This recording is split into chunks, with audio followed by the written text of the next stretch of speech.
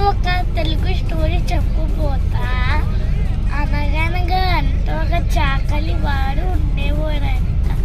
వాడి దగ్గర కుక్క గాడిద ఉండేదంట. కుక్కేమో కాపలా కాసేదంట. గాడిదేమో చాకలి ఉతికిన బట్టలు మోసేదంట. అప్పుడు ఒకసారి దొంగ వచ్చాడంట. అప్పుడు కుక్క ఎడవలేడంట. అప్పుడు గాడిద ఏడ్చిందంట. ఏడుస్తా చాకలి వాడు మళ్ళీ లేచాడంట. దొంగని చూడలేదంట.